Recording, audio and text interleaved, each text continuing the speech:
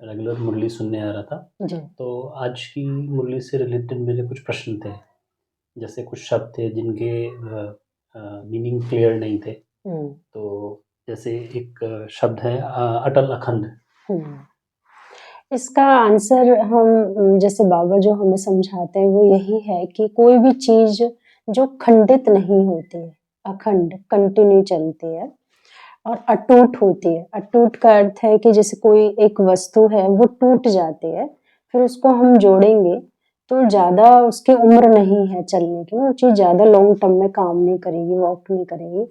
और एक है जुड़ी हुई है, यानी टूटी नहीं है, वो बिल्कुल कंप्लीट है अपनी फॉर्म में, तो उसका हम ज़्यादा यूज़ कर सकते हैं। हुँ, तो इसका मीनिंग है कि जैसे आपके अंदर कोई भी वैल्यूज़ हैं और आप दूसरों को देख कर के अपनी वैल्यूज़ को ड्रॉप नहीं करते हो, उसको कंटिन्यू कैरी करते हो।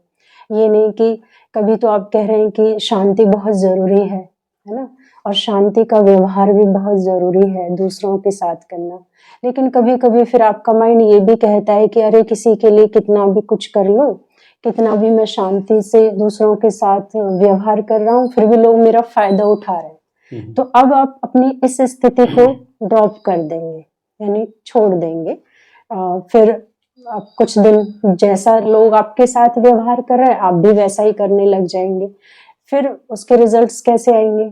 डेफ़िनेटली नेगेटिव ही आएँगे। आप बहुत ज़्यादा अशांत होने लग जाएँगे या आप अपने से दूर हो जाएँगे, क्योंकि वो आपका स्वभाव नहीं नहीं है, है। ऐसा रिएक्ट करना। तो फिर आपको रियलाइज़ होगा हुँ, कि मैं पहले ही ठीक था। हुँ, मैं दूसरों को देख कर के क्यों बदला? हुँ, तो जो स्थिति में ऊपर-नीचे हो रहा है, यानी वो अटूट नहीं है, अखंड नहीं है, स्थिर नहीं है। हुँ, तो अगर हम चाहते हैं कि हमारा स्टेट ऑफ माइंड स्टेबल रहे, तो हमें क्लैरिटी होनी चाहिए कि मेरी ये वैल्यूज़ हैं और ये मेरी कोर वैल्यूज़ हैं, इनसे मुझे कॉम्प्रोमाइज़ नहीं नहीं करना। करना है, चाहे रिज़ल्ट ज़ीरो आए। तो उसको बाबा अटूट और अखंड कहते हैं। हुँ, चाहे वो आपकी साधना हो, किसी भी चीज़ को आपने कोई टारगेट लिया है कि मेरे को 21 दिन ये कुछ टारगेट लिया है कि मुझे सुबह उठना है, कोई 21 दिन का चैलेंज आपने लिया है, तो उसमें बहुत सारी फिर बातें आएँगी। आपको उस चैलेंज को पूरा करना है। तो हुँ। ये अखंड आपने जैसे 21 दिन का एक व्रत ले लिया। तो वैल्यूज़ पर ये बेस्ड होता है, आपकी इनर वैल्यूज़ कैसी हैं और वो कितनी सस्टेन कर रही हैं, कितना आप उनको लाइफ में आगे लेकर के चल रहे मतलब अपनी कोर वैल्यूज़ में रहना है, अपनी क्वालिटीज़ में रहना है हैं। जी, और दूसरों को देख के अपनी क्वालिटीज़ को चेंज नहीं राइट। करना। और दूसरों को देख कर के जो बार-बार हम अपना टारगेट बदल रहे हैं, लक्ष्य बदल रहे हैं या हम कह रहे हैं हम सही नहीं है, तो यानी अभी खुद को ही क्लैरिटी नहीं खुद है, को तो उसको क्लैरिटी नहीं। नहीं हमें बदलना चाहिए। अगर बदलना भी है तो फिर टारगेट लीजिए, हुँ, क्लैरिटी के साथ हुँ, कीजिए। फिर उसमें मुझे मिलेगा क्या, उस पर पूरा फ़ोकस, हुँ। जैसे मैंने कहा ना 21 दिन का, 11 दिन का, इस टाइप से आप ले सकते हाँ जी, हाँ जी। थैंक यू दीदी। हैं। वेलकम। एक जैसे वर्ड आया स्मृति से समृद्धि, हुँ। तो इसका इसका क्या मतलब है हाँ, एग्ज़ैक्टली? समृद्धि से समर्थी, एक होती है समृद्धि और एक होती है समर्थी। तो समृद्धि मतलब वैभव, धन दौलत, हमारे पास कितनी समृद्धि है ना? बहुत ज़्यादा हमने किसी चीज़ में अचीवमेंट की है, वृद्धि की है, हुँ, तो वो समृद्धि के रूप में फिर आ गई। हुँ, तो दूसरा है उसकी फिर हमें बार-बार स्मृति में वो चीज़ कितनी है कि मेरे पास ये भी है, मेरे पास ये भी है ना? ब्यूटी है, इनर पर्सनैलिटी है, मेरे मेरे संबंध बहुत अच्छे हैं, मेरे पास धन बहुत अच्छा है, मेरा सर्कल बहुत अच्छा है। तो ये क्या है, देखा जाए समृद्धि है, लेकिन अगर आपको बार-बार ये याद है, हो रहा है, तो ये समृद्धि भी है। लेकिन इसके बाद आती है फिर समर्थि। तो अब ये चीज़ जो बार-बार आपको याद आ रही है, ये आपका ईगो बना रही है, यानी और अहंकार बन रहा है, या आप इसको पॉज़िटिवली यूज़ कर रहे हैं, निश्चिंत रह पा रहे हैं कि हुँ। नहीं मेरे पास सब है। मन जैसे निश्चिंत स्टेज में रहेगा, सैटिस्फैक्शन में रहना। हाँ, कि भई मेरे पास ये सब है। तो इसको हम ऐसे भी ले सकते हैं जैसे एक जज होता है, तो सारे दिन स्मृति उसको रहती है कि मैं जज हूँ, हुँ, लेकिन जब वो चेयर पर बैठता है, तो तब उसके अंदर समर्थी आ जाती है, यानी सीट पर सेट हुआ। हुँ, तो इसी तरह यहाँ परमात्मा हमें कहते हैं कि संगम युग चल रहा है, परमात्मा आपको मिला है, आप स्वयं एक आत्मा है और ये बिल्कुल कलयुग का अंत चल रहा है। आप में 7 गुण हैं, आपके अंदर शक्तियाँ हैं, तो वो उनकी आपको स्मृति तो रखनी है, लेकिन आपको 24 घंटे अगर उसको समर्थी में लाना है, तो हमें समझना है कि मैं ईश्वरीय सेवा पर हूँ, मुझे भगवान मिला है। मैं अब कहते हैं ना, अल्लाह लोग जा रहे हैं, जो कोई अल्लाह के एक मार्ग पर चल, परमार्थ के मार्ग पर जो चलता है, तो हम ये कहेंगे देखो ये तो अल्लाह लोग हैं, यानी इनके अंदर वो क्वालिटीज है। तो ऐसे ही हम इतना मेडिटेशन करते हैं, सेवा भाव भी लाते हैं, धारणाएं भी होती हैं, लेकिन हम उसकी समर्थी फील नहीं करते, शक्ति फील नहीं करते। तो उसके लिए हमें सीट पर सेट रहना है कि मैं कौन हूँ और मुझे कौन मिला है और वो मुझसे क्या कह रहा है, मुझे अब क्या करना चाहिए। तो जितना यहाँ पे क्लैरिटी होगी, सीट पर सेट रहेंगे, तो हमारे अंदर शक्तियां जागृत हो जाएंगी। तो जिसके लिए एक प्रैक्टिस परमात्मा ऑलवेज कहते हैं कि एक बात की स्मृति जरूर रखो जिससे समर्थी आ जाती है, और वो है अपने आप को आत्मा समझना। तो सारे दिन ये मैं शांत स्वरूप आत्मा हूँ, मैं प्रेम स्वरूप आत्मा हूँ, मैं शक्ति स्वरूप आत्मा हूँ, ये स्मृति जितना हम बार बार रिपीट करेंगे तो समर्थी बनेगी। लेकिन कई बार क्या होता है, हम रिपीट कर रहे हैं लेकिन स्वरूप में नहीं ला रहे हैं, यानी धारण नहीं कर रहे हैं। तो सीट पर सेट होना मतलब धारणा में आना उस चीज को, तब वो शक्ति बनेगी। मतलब अपने आत्म स्वरूप को ध्यान रखना, तो अपनी क्वालिटीज को ध्यान रखना, राइट, और उस पर अडिग रहना। हाँ, जैसे अभी आप गॉडली स्टूडेंट बन रहे हैं, तो आप दूसरों की तरह व्यवहार नहीं कर सकते हो, क्योंकि आप तो पढ़ के जा रहे हैं, रिस्पॉन्सिबिलिटी भी है। हाँ, और बैज लगा हुआ है, तो फिर लोग कहेंगे अरे अब तो आपने ओम शांति ज्वाइन कर लिया। हाँ जी। तो अब ऐसा आप उनको सख्य कर रहे हो, अगर आप अपने स्टाफ पर करते हो तो आपको बहुत सोच समझ के व्यवहार करना पड़ेगा। और वैसे भी गुस्सा किया था ना, और फिर परेशान हुए, रिजल्ट्स 0 थे, तभी तो यहाँ इस संस्था को ज्वाइन किया ना। तो अब वो वाला पैटर्न नहीं अपनाना ना, अब फिर प्रेम का, लॉ और लव का, दोनों का हमें बैलेंस बना के चलना है। तो ज्यादा ही लॉ में रहे वो भी गड़बड़ था, अब ज्यादा लव में रहेंगे वहां भी गड़बड़ हो जाएगी। बैलेंस करना, तो बैलेंस करना। दान पुण्य का क्या महत्व दीदी? दान पुण्य होता है कि जैसे आप लोग दान पुण्य करते ही हैं, धन का सब दान करते हैं। एक होता है कि मेरे पास बहुत धन इकट्ठा हो गया, तो मेरे मन में आता है कि चलो मैं दान कर देता हूँ। और एक है कि मेरे पास इतना है नहीं, लेकिन हमारे दरवाजे पर कोई आया है लेने के लिए, तो हम खाली नहीं उनको भेजेंगे, तो हम उस चीज का हम दान करेंगे वहां पर। तो अब दान तभी हो रहा है बेसिकली देखा जाए कि मेरे पास होना चाहिए।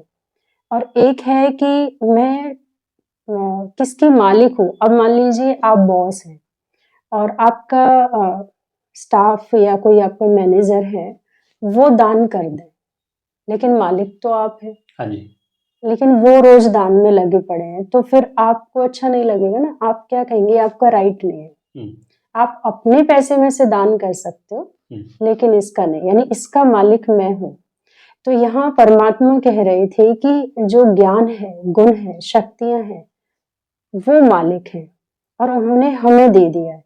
अब ये वर्षा हो गया, यानी हमारी प्रॉपर्टी हो गई। तो अब हम इसको दान के रूप में ले रहे हैं भगवान से, या इसके मालिक बन रहे हैं, है ना। अब वो व्यक्ति ये सोच लेता है, आपका मैनेजर, क्यों ना मैं इस कंपनी को खरीद लेता हूँ। तो फिर आप देखे सिनारियो बदल गया कि वो अब मालिक हो गया। अब उसको ना तो वो गलत भी नहीं कर रहा है, और ना आप उसको डांट सकते हैं, क्योंकि अब वो खुद मालिक है कि वो कितना दान पुण्य करे, तो वो सोच समझ के ही करेगा ना। तो इसी तरह भगवान यहाँ पे हमें बात कह रहे हैं कि मैं इतना ज्ञान दे रहा हूँ, इतनी शक्तियां आपको दे रहा हूँ, तो आप दान की रीति क्यों लेते हो, थोड़ा थोड़ा क्यों ले रहे हो, आप मालिक बन जाओ ना। प्रॉपर्टी है तो प्रॉपर्टी के मालिक बन जाओ। हाँ, प्रॉपर्टी के मालिक बन जाओ। तो हम यहाँ पे मालिक बनने के लिए बेसिकली, मालिक कौन होगा, जो रेगुलर मेडिटेशन कर रहा है, जो रेगुलर मुरली सुन रहा है, जो रेगुलर अपने आप में बदलाव ला रहा है, जो रेगुलर सेवा कर रहा है। तो ये जो बच्चा है गॉडली स्टूडेंट, ये मालिक बन रहा है, परमात्मा की प्रॉपर्टी का जो नॉलेज उनके पास है, और सुख शांति का जो वर्षा हमें देने आए हैं। और कुछ बच्चे ऐसे क्या होते हैं, वीक में एक दिन आएंगे, महीने में एक दिन आएंगे मुरली सुनने के लिए, तो यानी वो अब दान पुण्य की रीति इसको ले रहे हैं, या कोई परिस्थिति आई तब वो परमात्मा को याद करेंगे, तब वो बाबा के दर पर आएंगे, तब उनको लगेगा कि चलो मुझे जा करके बाबा के घर में भोग लगा देता हूँ, ब्रह्म भोजन करा देता हूँ, तो उनको वो दान पुण्य की रीति लेते हैं इस चीज को। तो हमें मालिक बनना चाहिए, और जितना हम मालिक बनेंगे दान हमारे द्वारा स्वतः ही होगा, अपने आप होगा। बहुत सुंदर है। जैसे बार बार सुनते हैं माया के बारे में, तो मतलब माया है क्या, और ये माया भागेगी कैसे? जैसे शब्द हम बोलते हैं, सिचुएशन है उसको इंग्लिश में बोल दिया, परिस्थिति है उसको हिंदी में बोल दिया, ऐसे कोई बाहर की चीज आ रही है और उसको परमात्मा ने नाम दिया माया, यहाँ एक शब्द में माया कह दिया। तो कोई परिस्थिति कह सकता है उसको, कोई समस्या कह सकता है, कोई सिचुएशन बोल सकता है, कोई प्रॉब्लम बोल सकता है, पर देखा जाए कि एक ऐसी चीज जो मेरे मन पर हावी हो गई। मतलब इसको इस तरीके से कह सकते हैं कि कोई ऐसी परिस्थिति जो आपके कंट्रोल में नहीं है, राइट, या आपका जो है वो मनोस्थिति हिला रही है, हाँ, उसको माया बोलेंगे। हाँ, बिल्कुल सही कहा आपने, क्योंकि मन पर हावी हो गई ना, यानी जो आपके मन पर हावी हो जाए तो वही आपके लिए वो माया बन गई। तो हम क्या कहते हैं, तो मेरे लिए माया बन गई, है ना। ये वस्तु हो या कोई भी चीज हो, तो माया कैसे बनती है, जैसे इसको हम ऐसे ले सकते हैं। इस पर मुझे एक एग्जांपल याद आ रहा है। दो साधु थे और वो जा रहे थे, गांव से गुजर रहे थे और बड़े गीत गुनगुनाते जा रहे थे, दोनों बड़े आनंद में। तो 2 गांव क्रॉस किए, तीसरे गांव में एक साधु जो शिष्य के रूप में थे, उनको गीत उनके बंद हो गए, वो गुनगुनाना बंद कर दिया। चौथे गांव में जब पहुंचे, वो फिर से गीत गा रहा है, फिर से आनंद आ रहा है। तो गुरु कहता है कि ये क्या बात हुई, 2 गांव से जब क्रॉस किया तब तो मेरे साथ गा रहा था, फुल आनंद ले रहा था, तीसरे में तेरे गाने ही बंद हो गए और चौथे में तो फिर से गाने लगा। तो उसने बताया, गुरुजी आपको नहीं पता कि 2 गांव जैसे ही मैं क्रॉस करने वाला था ना, तो मुझे सोने की ईंट मिली और वो मैंने चुपके से अपने बैग में डाल ली। अब जैसे ही वो मेरे बैग में आई तो मेरे लिए क्या बन गई, चिंता का कारण बन गई, चिंता का कारण माया बन गई। अब मेरे मन में विचार चल रहा है कि इसको मैं कहीं गुरुजी को ना पता चल जाए, या कहीं रख दूं, या इसका क्या यूज करूं, मैं ऐसे करूं वैसे करूंगा। तो मैंने देखा मेरे गीत ही बंद हो गए, पूरे तीसरे गांव में मेरा वही चिंतन चलता रहा। तो फिर मेरे को लगा ये चीज अभी आकर के इतनी माया बन गई मेरे लिए, तो आगे तो पता नहीं कितनी माया बनेगी। तो उसने उसी समय फिर चौथे गांव में जब एंटर करना था, तो वही पहले वो छोड़े आया उसको। तो कह रहे मुझे फिर से वो गीता गुनगुनाना चालू हो गए। तो इसी तरह हम क्या कर रहे हैं, बाहर की चीजों में बहुत ज्यादा फंसते चले जा रहे हैं, आकर्षण बहुत ज्यादा है, कंपटीशन है, कंपैरिजन है। तो इनमें जब हमारी इंद्रियां चली जाती हैं, विचलित हो जाती हैं, तो मन पर असर पड़ता है, तो हमारी अंदर की शक्ति घटने लगती है। तो फिर हम कहते हैं ये माया बन गई, क्योंकि अब वो चीजें मेरे कंट्रोल में नहीं है। तो माया को जो भगाने का जो तरीका बाबा बताते हैं वो ये है कि ये तो अब पूरी जिंदगी देखा जाए माया बनी रहेगी और हम भी हैं, तो इसको जीतेंगे हम कैसे। तो जितना हमारे अंदर मनन शक्ति बढ़ती चली जाएगी, क्योंकि माया को मन पर हावी हो रही है, तो मनन शक्ति से ही हम उसको जीत सकते हैं।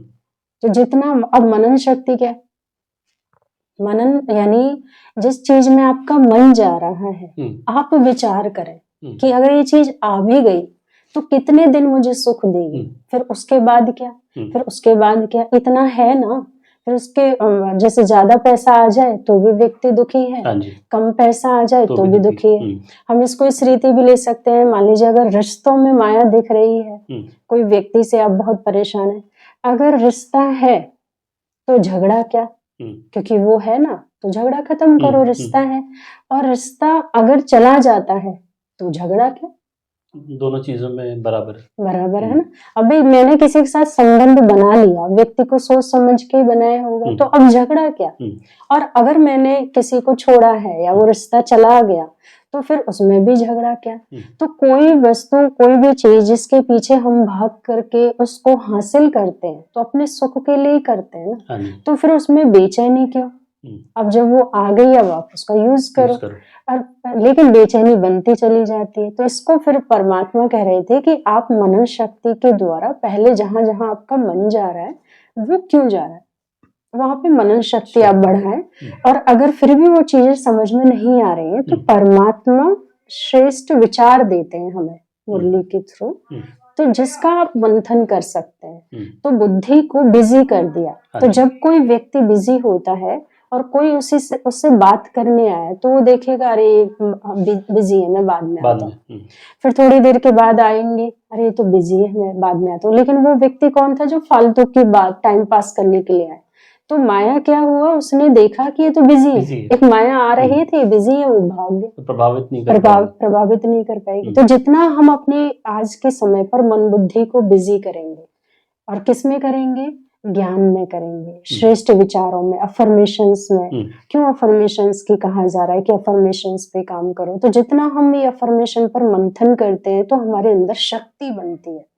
और जब मंथन के साथ आप कोई बात करते हो, किसी को कहते हो, तो उसका प्रभाव अलग ही व्यक्ति पर पड़ता है। तो इसलिए हमें मनन शक्ति को हमेशा बढ़ाए रखना। मनन करना अर्थात हजम करना। जैसे गाय, तो अगर वो चारा खा रही है और जुगाली कर रही है तो यानी वो स्वस्थ है, और अगर वो जुगाली नहीं कर रही है तो हम क्या कहेंगे कि वो बीमार है। तो ऐसे ही हम खाना खा रहे हैं लेकिन वो हजम नहीं हो रहा है तो बीमारियां बनेंगी, है ना। लेकिन अगर वो पच रहा है तो बीमारी नहीं बन रही, यानी वो अपनी शक्ति दे रहा है, बाकी वो वेस्टेज में। तो इसी तरह परमात्मा कहते हैं जो आप ज्ञान सुन रहे हो तो मनन करने से जो आपको चाहिए था वो आपने ले लिया, बाकी हट गया। तो एक्स्ट्रा आप भरते नहीं जा रहे हैं अपने अंदर ना। नहीं तो क्या होगा, स्टार्टिंग में अट्रैक्शन है, फिर कुछ टाइम के बाद आप बोरिंग फील करेंगे और देखेंगे मेरे में कुछ बदलाव तो आ ही नहीं रहा, और घर वाले भी कहेंगे रोज तो जाते हो, बदलाव तो कुछ आ ही नहीं रहा। तो इसलिए मनन शक्ति को यहाँ पर बढ़ाना है, अच्छे अच्छे विचार आपको लेने मुरली से, जो आपके काम की चीज है, चाहे वो आपके वर्क प्लेस के लिए, चाहे वो आपके परिवार के लिए, चाहे वो हेल्थ से रिलेटेड है, चाहे आपके टाइम एनर्जी से रिलेटेड है। तो कोई भी आप ऐसे पॉइंट्स उसमें से लें और उसको सारे दिन मनन करें कि बाबा ने क्यों कहा, ऐसे क्यों कहा। तो माया क्या होगी, जो मन इधर उधर भटकता रहता है वो भागेगा नहीं आपका। माया सोचेगी तो बिजी है, इसके पास जाने का फायदा नहीं। हाँ, तो दूर से भाग जाएंगे। ठीक है दीदी। और एक ये है, जैसे ये प्रतिज्ञा और आज्ञा, ये एक साथ ले लें, मतलब क्या इसका क्या तात्पर्य है? इसका अगर हम देखें कि परमात्मा ने एक ही शब्द बोला है जिसमें दोनों बात आ सकती है, प्रतिज्ञा और आज्ञा। तो आज्ञा है कि हिम्मत का एक कदम रखो, और प्रतिज्ञा परमात्मा की है कि मैं 1000 गुना आपकी मदद करूंगा। तो हमें क्या करना है, एक आज्ञा का पालन करना है। तो प्रतिज्ञा परमात्मा की अपने आप हमारे लिए ठीक हो जाएगी, है ना। लेकिन वो आज्ञा अगर हम ये नहीं मान रहे हैं कि हिम्मत का एक कदम, तो ना तो मैं आज्ञा पे चल रही हूँ, और जो मैं परमात्मा से वायदा करवा रही हूँ, आप मेरे ये हो वो हो, आप मेरे लिए ये करो, वो फायदा नहीं। जैसे संबंधों में भी होता है कि आपने प्रतिज्ञा तो ले ली, जब 7 फेरे लिए होंगे कि हम ये एक दूसरे के लिए करेंगे, पार्टनर है, लेकिन हम एक दूसरे की आज्ञा का पालन नहीं कर रहे, मतलब एक दूसरे का कहना नहीं मान रहे, एक दूसरे में अंडरस्टैंडिंग नहीं ला रहे, तो कहाँ से वो प्रतिज्ञा, वो वायदे जो किए थे वो पूरे हो पाए। परमात्मा के साथ जो संबंध बनाना है, तो उसमें अपना पार्ट भी निभाना पड़ेगा। हाँ भाई, आप चाह रहे हैं कि उनसे सुख शांति चाहते, लेकिन हिम्मत तो करो सुबह उठने की, है ना। 4 बजे आप उठो, मेडिटेशन करो, आप करो तो सही। अब हिम्मत तो है नहीं, हम भगवान से ही कह रहे हैं प्राप्ति चाहते हैं, तो नहीं। तो हिम्मत का एक कदम आप उठाओ, ये आज्ञा है, मंजिल तक पहुंचा देंगे, तो प्रभु मंजिल तक पहुंचा देंगे। कितना अच्छा, बहुत सुंदर। थैंक यू दीदी, थैंक यू सो मच। हाँ जी, धन्यवाद। ओम शांति।